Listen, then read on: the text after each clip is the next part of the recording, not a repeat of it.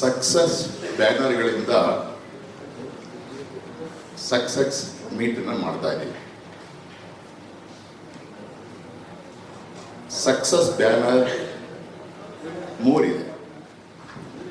ಒಂದು PRK, ಮತ್ತೊಂದು KN combine, ಮತ್ತೊಂದು KR. ಈ ಮೂರು ಸಂಸ್ಥೆಗಳಲ್ಲಿ ಉಜ್ಜೇಶ್ವರಿ ಸಂಸ್ಥೆ 50 ವರ್ಷ ತಾನೇ ಆಗಿದೆ. ಜಯಣ್ಣ ಅವರು ಗೋವರ್ಣ ಸೇರಿ ಪ್ರೊಡಕ್ಷನ್ಸ್ ಮಾಡಿದ್ದಾರೆ. ಸಕ್ಸಸ್ ಮೀಟ್ ಬೇಕು. ಸಕ್ಸಸ್ ಆಗಿರುವಂತವರು ಸಕ್ಸಸ್ ಮೀಟ್ ಮಾಡ್ತಾ ಇದ್ದೀರಾ, ಓಕೆ. ನಿಮ್ಮದು ಒಂದು ಜವಾಬ್ದಾರಿ ಏನಂದ್ರೆ ಸಕ್ಸಸ್ ಆಗದೆ ಇರೋ ಪ್ರೊಡ್ಯೂಸರ್ಸ್ಗಳಿಗೆ ನೀವು ಸಕ್ಸಸ್ ಯಾಕೆ ಅಂತ ಹೇಳ್ಬೋದು. ಇವತ್ತು ಬಹಳಷ್ಟು ತೊಂದರೆ ಏನಾಗ್ತಾ ಇದೆ ಅಂದ್ರೆ, ನಾನು ಚಿತ್ರಮಂದಿರದ ಮಾಹಿತಿ ಮುಖಾಂತರ ಮಾತಾಡ್ತೀನಿ. ನಾನು ಈ ಪಿಕ್ಚರು ಆ ಪಿಕ್ಚರು ಅಂತೇಳಿ ಮಾತಾಡೋದಿಲ್ಲ. ಮತ್ತೆ ಬೇರೆ ಬೇರೆ ಪಿಕ್ಚರ್ ನಿರ್ಮಾಪಕ ಅಂದ್ರೆ ನಿರ್ಮಾಪಕನೇ, ಪಿಕ್ಚರ್ ಬಂದ ನಿರ್ಮಾಪಕ, ಅದನ್ನು ನಾನು ನೋಡ್ತಾ ಇದ್ದೀನಿ. ಕಳೆದ ಜನವರಿಯಿಂದ ಈಗ ಜುಲೈ 18 ತಾರೀಕಿಗೆ ನನ್ನ ಥಿಯೇಟರ್ನಲ್ಲಿ 76 ಫಿಲಮ್ಸ್ ರಿಲೀಸ್ ಮಾಡಿದ್ವಿ. ಈ 76 ಫಿಲಮ್ಸ್ ಹೊಸ ಫಿಲಮ್ಗಳೇ. ಸೆಕೆಂಡ್ ರನ್ ಅಂತ ಫಿಲಮ್ ಹಾಕಿದ್ದು ನಾನು ಒಂದೇ ಅಪ್ಪು ಫಿಲಮ್, ಮಿಕ್ಕಿದೆಲ್ಲ ನ್ಯೂರ್ ಫಿಲಮ್ಸ್. ಅದು 76 ಫಿಲಮ್ಸ್ ಪ್ರೊಡ್ಯೂಸರ್ ಇದ್ದಾರೆ ಇಂಡಸ್ಟ್ರಿ ಒಳಗೆ, ಪ್ರೊಡ್ಯೂಸ್ ಮಾಡ್ತಿದ್ದಾರೆ. ಯಾಕೆ ಸಕ್ಸಸ್ ಆಗ್ತಾ ಇಲ್ಲ? ಅದಕ್ಕೆ ಕಾರಣ ಏನಪ್ಪಾ ಅಂದ್ರೆ, ನಾನು ಈಗ ಜಾಗದಲ್ಲಿ 1 ಗಂಟೆಯಿಂದ ಇವರು ಕರೆದು ಎಲ್ಲ ಮಾತಾಡುವಾಗ ನಾನು ಕಂಡುಕೊಂಡಿದ್ದೇನೆಂದ್ರೆ, ಲಿರಿಕ್ಸ್ ಕರೀರಿ, ಫೈಟರ್ಸ್ ಕರೀರಿ, ಮ್ಯೂಸಿಕರ್ ಕರೀರಿ, ಬೇರೆ ಬೇರೆ ಆರ್ಟಿಸ್ಟ್ಗಳು ಬಂದಾಗಲೂ ಅವ್ರು ಹೇಳ್ತಾ ಇದ್ದು ಬಹಳ ಸುಲಭ. ಡೈರೆಕ್ಟರ್ ಜೊತೆ, ಪ್ರೊಡ್ಯೂಸರ್ ಜೊತೆ. ಈ ಪ್ರೊಡ್ಯೂಸರ್ ಡೈರೆಕ್ಟರ್ಗಳು ಮೈಕಿ, ಇವ್ರಗಳ ಜೊತೆ ಅವರೆಲ್ಲ ಸೇರಿ ನಾವು ಕೆಲಸ ಮಾಡ್ದು ಅಂದ್ರೆ ಒಂದು ಟೀಮ್ ಆಯ್ತು. ಎಲ್ಲೋ ಸಕ್ಸಸ್ ಆಗದೆ ಇರುವಂತ ಪ್ರೊಡಕ್ಷನ್ಗಳಿಗೆ ಈ ಟೀಮ್ ಇಲ್ವೇನೋ ಅಂತ ಅನಿಸ್ತಾ ಇದೆ ನನಗೆ. ಟೈಟ್ಲ್ ಕಾಲಲ್ಲಿ ಸಿಗ್ಬೋದು ಎಲ್ಲ ಹೆಸರುಗಳು, ಬಟ್ ಆ ಟೀಮ್ ಇಲ್ವೇನೋ. ಅದು ದೂರ ಆಗಬೇಕು.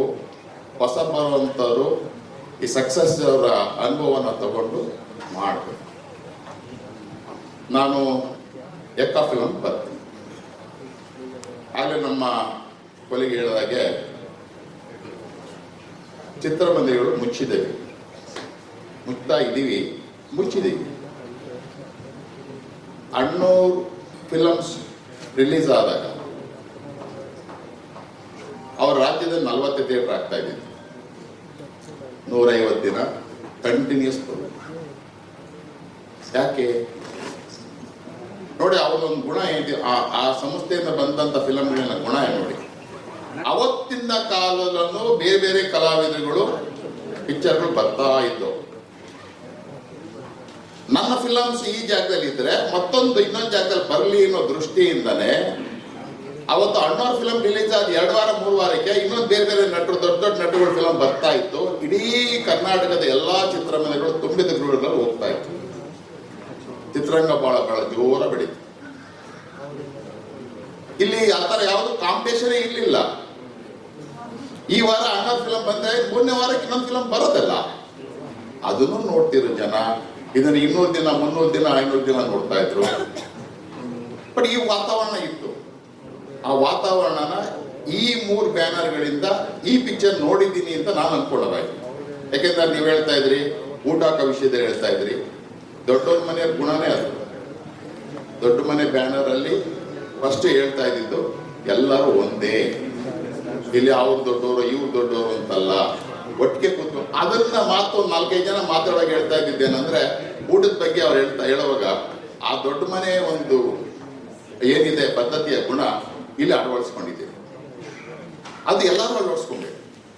ಆಗ ತಾರತಮ್ಯ ಕಮ್ಮಿ ಆಗತ್ತೆ. ಒಂದು ಲವಲವಿಕೆಯಿಂದ ಪಾತ್ರ ಮಾಡೋದಕ್ಕೆ ಸಾಧ್ಯ ಆಗುತ್ತೆ. ಸಕ್ಸಸ್ ಕೊಟ್ಟಿರುವಂತ ಸಕ್ಸಸ್ ಬ್ಯಾನರ್ಗಳು 3 ಇದೆಯಲ್ಲ, ಜಯಣ್ಣ ಮತ್ತು ಭೋಗಣ್ಣ ಅವ್ರನ್ನ ಅವ್ರು 2008 ಪ್ರೊಡಕ್ಷನ್ ಸ್ಟಾರ್ಟ್ ಮಾಡಿದ್ರಿ. ಅದು ನೀವು 17 ವರ್ಷ ಆಗಿದೆ. 2 ವರ್ಷ ನೀವು ಮಾಡೇ ಇಲ್ಲ. ಲಾಸ್ಟ್ ಇಯರ್ ಮಾಡಿಲ್ಲ, ಹಿಂದಿನ ವರ್ಷ ಮಾಡಿಲ್ಲ.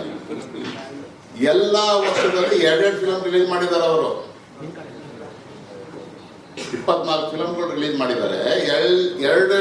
ಒಂದು ವರ್ಷಕ್ಕೆ 2 ಫಿಲಮ್ಗಳು ರಿಲೀಸ್ ಮಾಡಿದ್ದಾರೆ. 6 ತಿಂಗಳಿಗೆ ಒಂದು ಫಿಲಮ್ಗಳು ರಿಲೀಸ್ ಮಾಡಿದ್ದಾರೆ. ಅಂದ್ರೆ 6 ತಿಂಗಳಿಗೆ ಫಿಲಮ್ ಮಾಡಿ ರಿಲೀಸ್ ಮಾಡಿದ್ದಾರೆ ಅನ್ನೋದು ದೊಡ್ಡತನ ಏನು ಈ 3 ಬ್ಯಾನರ್ಗಳಿಗೆ ಬೇಕಾಗಿಲ್ಲ. ಇವ್ರು ಮನ್ಸು ಮಾಡಿದ್ರೆ 4 ತಿಂಗಳಿಗೆ ಫಿಲಮ್ ರಿಲೀಸ್ ಮಾಡ್ಬೋದು. ಬಟ್ ಎಲ್ಲೋ ಒಂದ್ ಕಡೆ 6 ತಿಂಗಳು 9 ತಿಂಗಳು 10 ತಿಂಗಳು ಅನೌನ್ಸ್ ಮಾಡಿ ಮಾಡಿ ಮಾಡಿ ಏನ್ ಮಾಡ್ಬೋದು? ಈಗ ಯಾವುದೋ ಒಂದು ಹಾಡು ಬಂದು ಬಹಳ ಸಕ್ಸಸ್ ಆಗಿದೆ ಅಂತ ಹಾಡು ಬಂದ್ರೆ ಅದನ್ನ ನೋಡ್ಬೇಕು ಅಂತೇಳಿ ಪ್ರೇಕ್ಷಕ ತೀರ್ಮಾನ ಮಾಡಿದ್ರೆ ಅವನ್ ಪಿಕ್ಚರ್ ಥಿಯೇಟ್ರಿಗೆ ಬರೋದಕ್ಕೆ ಯಾವಾಗ ಬರ್ಬೇಕು ಅಂತ ಅವನೇ 9 ತಿಂಗಳು ಯೋಚನೆ ಮಾಡಿದ್ರೆ ಆ ಮನಸ್ಸಿನ ಅವೇನು ಒಂದು ಆತರ ಮಡಿಕೊಂಡಿರ್ತಾನಲ್ಲ ಅದನ್ನ ದೂರ ಮಾಡ್ಬಿಡ್ತಾನ ಅವನು.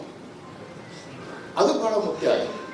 ಸೊ ಒಂದು ಸಕ್ಸಸ್ ಜನ ನಮ್ಮನ್ನು ಒಪ್ಕೊಬೇಕಾದ್ರೆ ಈಗ ಅವರು ಹೇಳಿದ್ರು 1-2 ಸಾಂಗ್ಸ್ ಬಂದಾಗ ನಾನು ಬಹಳ ಈ ಪಿಕ್ಚರ್ ನಾನು ಹಾಕ್ಲೇಬೇಕು ಅನ್ನೋದಾಯ್ತು, ನಾನು ಹಾಕ್ತೆ, ಸಕ್ಸಸ್ ಆಗಿದೆ. ನೋಡಿ ನಾನು ಆ ಪಿಕ್ಚರ್ ನೋಡೇ ಇಲ್ಲ, ಜಸ್ಟ್ ಒಂದು 3-4 ನಿಮಿಷದ ಒಂದು ಟ್ರೈಲರ್ ಅಲ್ಲಿ ಬಂದಿದ್ದ ಒಂದು ಸಾಂಗ್ಸು ನಮ್ಮ ಕ್ಯೂರಿಯಾಸಿಟಿ ಬಿಲ್ಡಪ್ ಮಾಡುತ್ತೆ ಅನ್ನೋದಾದ್ರೆ ಇವತ್ತು ಪ್ರೊಡಕ್ಷನ್ ಬರ್ತೀವಿ ಅಂತ ಹೇಳುವಂತ ಪ್ರೊಡ್ಯೂಸರ್ಸ್ಗಳು ಬನ್ನಿ, ನೀವು ಬರ್ತೀವಿ ಅಂತೇಳಿ 6 ತಿಂಗಳು 8 ತಿಂಗಳು ಬಂದ್ರೆ ಏನ್ ಪ್ರಯೋಜನ ಆಗುತ್ತೆ? ಒಂದು ಫೇಲ್ಯೂರ್ ಆಯ್ತು ಅಂದ್ರೆ ಯಾಕೆ ಪ್ರೇಕ್ಷಕರು ಬೈಬೇಕು ನಾವು? ಇದು ಒಂದು ಮುಖ್ಯ ಆಗಿದೆ. ಮತ್ತೊಂದು ನಾನು ಈ 3 ಟೀಮ್ಗೂ ಒಂದು ಥ್ಯಾಂಕ್ಸ್ ಹೇಳೋದಕ್ಕೆ ಇಷ್ಟಪಡ್ತೀನಿ. ವಾಸ್ತು ಅಂಶ ನಿಮ್ಗೆಲ್ಲ ಗೊತ್ತಿದೆ. ನಿಮ್ ಥಿಯೇಟರ್ ನಡೀತಾ ಇದೆ ತೊಂದರೆ ಇಲ್ಲ, ಇವ್ರದ್ದು ನಡೀತಾ ಇದೆ ತೊಂದರೆ ಇಲ್ಲ, ಬೇರೆ ಬೇರೆ ಥಿಯೇಟರ್. ಲಾಸ್ಟ್ ಜೂನ್ನಲ್ಲಿ ನಾನು ಅಯ್ಯೋಪ್ಪ ಕ್ಯೂಬ್ನವ್ರ ಜೊತೆ ಮಾತಾಡಬೇಕಾಗಿತ್ತು, ಮೀಟಿಂಗ್ ಮಾಡ್ತಾ ಇದ್ದೆ. 140 ಥಿಯೇಟ್ರು ಲೈಸೆನ್ಸ್ ಇದೆ, ರನ್ ಮಾಡೋದಕ್ಕೆ ಲೈಸೆನ್ಸ್ ಇದೆ. ಒಂದು ವರ್ಷದಿಂದ ಯಾರು ಲೈಸೆನ್ಸ್ ತಗೊಂಡೇ ಇಲ್ಲ ಯೋಗ ಕ್ಯೂಬಿಂದ ಅಂದ್ರೆ 1 ವರ್ಷದಿಂದ ಥಿಯೇಟ್ರು ರನ್ ಮಾಡೋದಕ್ಕೆ ಅವಕಾಶ ಇದ್ರು ಯಾವ ಪಿಕ್ಚರ್ ಹಾಕ್ಲೇ ಇಲ್ಲ. ನನ್ಗೆ ಆಶ್ಚರ್ಯನೇ ಆಯ್ತು. ಕ್ಲೋಸ್ ಮಾಡಿಲ್ಲ ಅವರು, ಥಿಯೇಟ್ರ್ ಇದೆ, ಹಾಕ್ಲಿಲ್ಲ. ಕಾರಣ ಏನಂದ್ರೆ ಯಾವ್ದು ಹಾಕಿದ್ರು ಕಲೆಕ್ಷನ್ ಆಗ್ತಾ ಇಲ್ಲ. ಏನ್ ಮಾಡ್ಬೇಕು? ಸರಿ, ನಾನು ನಿನ್ನೆ 18ನೇ ತಾರೀಕು 19ನೇ ತಾರೀಕು ಬೆಳಗ್ಗೆ ಫೋನ್ ಮಾಡಿದೆ ಅವರಿಗೆ. ಏನಪ್ಪ ನಮ್ಮ 140 ಥಿಯೇಟರ್ಗಳು ಪ್ರಾಬ್ಲಮ್ ಇರ್ತಾರೆ, ಏನಾಯ್ತು? 52 ಥಿಯೇಟ್ರು 1 ವರ್ಷದಿಂದ ಓಪನ್ ಆಗದೆ ಇರೋದು ನಿಮ್ಮ ಎಕ್ಟಾ ಫಿಲಮ್ ಓಪನ್ ಆಯ್ತು.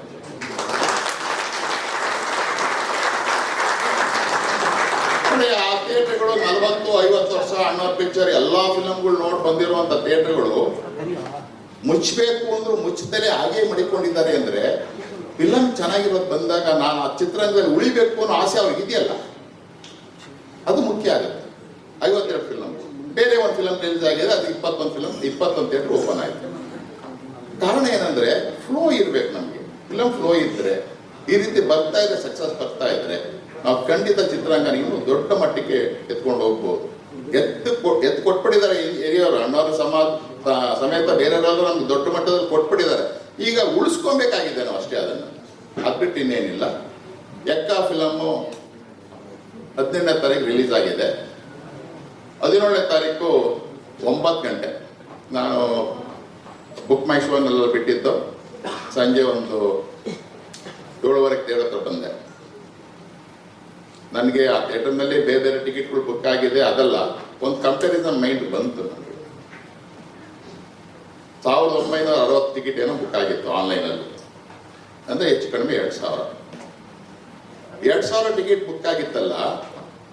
ರಾಘಣ್ಣವ್ರಿಗೆಲ್ಲ ಗೊತ್ತಿದೆ. ಅಣ್ಣವ್ರ ಫಿಲಮ್ ರಿಲೀಸ್ ಮಾಡಿದಾಗ ಬೆಳಗ್ಗೆ 5 ಗಂಟೆ ನಾವು ಟಿಕೆಟ್ ಕೊಡಬೇಕು ಅಂತ ಅನೌನ್ಸ್ ಮಾಡಿದ್ರೆ 1 ಮೈಲಿ ಕ್ಯೂ ಇರೋದು. ಅವರು 2000 ಟಿಕೆಟೇ ಕೊಡ್ತಾ ಇದ್ದೀನಿ ನಾವು.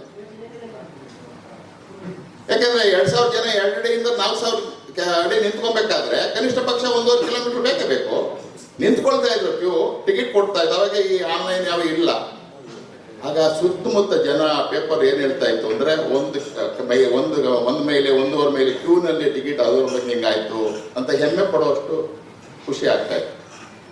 ಇವತ್ತು ಈ ಆನ್ಲೈನ್ ಡಿಜಿಟಲ್ ಬಂದಿದೆ, ನಿಮ್ದು 2000 ಟಿಕೆಟ್ ಸೇಲ್ ಆಗಿದೆ, ಯಾರಿಗೂ ಗೊತ್ತಾಗೋದಿಲ್ಲ,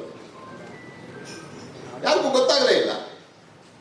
ಈ ಡಿಜಿಟಲ್ ಬಂದಿದೆ, 2000 ಹೋಗಿದೆ, 2000 ಟಿಕೆಟ್ ಸೇಲ್ ಆಯ್ತು, ನಮಗೆ ಏನು ಅನಿಸ್ತಾನೆ ಇಲ್ಲ. ಯಾಕಂದ್ರೆ ನಾವು 5 ಗಂಟೆ ಟಿಕೆಟ್ ಕೊಡ್ಬೇಕಾದ್ರೆ 12 ಗಂಟೆ ಅಲ್ಲಿ ಮಲಗ್ತಾ ಇದ್ದೋ ನಾವು ಥಿಯೇಟರ್ನಲ್ಲಿ. 5 ಗಂಟೆಗೆ ಅನೌನ್ಸ್ ಮಾಡಿದ್ರು ನಾವು 3 ಗಂಟೆಗೆ ಕೊಡ್ಬೇಕು ಟಿಕೆಟ್ನ, ಇಲ್ಲಾಂದ್ರೆ ಬಿಡ್ತಿರ್ಲಿಲ್ಲ ನಮ್ಮನ್ನ. ಇವೆಲ್ಲ ನಮ್ಮ ಅನುಭವ ಆಗಿದೆ ನಮ್ಗಳಿಗೆ. ಇವತ್ತು 2000 ಟಿಕೆಟ್ ಆರಾಮಾಗಿ ಸೇಲ್ ಆಯ್ತು, ನಮ್ಗೇನು ಅನಿಸ್ತಾ ಇಲ್ಲ. ಆದ್ರೆ ಬೆಳಗ್ಗೆ 18ನೇ ತಾರೀಕು ಬೆಳಗ್ಗೆ ಕಂಟಿನ್ಯೂಸ್ ಆಗಿ ನಮ್ಮ ಶೋನಲ್ಲಿ ಬೋರ್ಡ್ ಅನ್ನ ಬಹಳ ಬಹಳ ದಿನ ಆಗಿತ್ತು ಬೋರ್ಡ್ ನಾವು ಹಾಕೋದಕ್ಕೆ ಆಗ್ತಾನೆ ಇರಲಿಲ್ಲ. ಸುಮ್ಮನೆ ನಾವು ಹೌಸ್ಫುಲ್ ಆಗಿದೆ ಅಂತ ಬೋರ್ಡ್ ಹೆಂಗೆ ಹಾಕಕ್ಕಾಗತ್ತೆ? ಹೌಸ್ಫುಲ್ ಆದರೆ ಹಾಕ್ಬೋದು. ಸೊ 17ನೇ ತಾರೀಕಿಂದ ಒಂದು ಕಂಟಿನ್ಯೂಸ್ ಆಗಿ 5 ದಿನ ನಿಮ್ದು ಬೋರ್ಡ್ ಬೀಳ್ತು.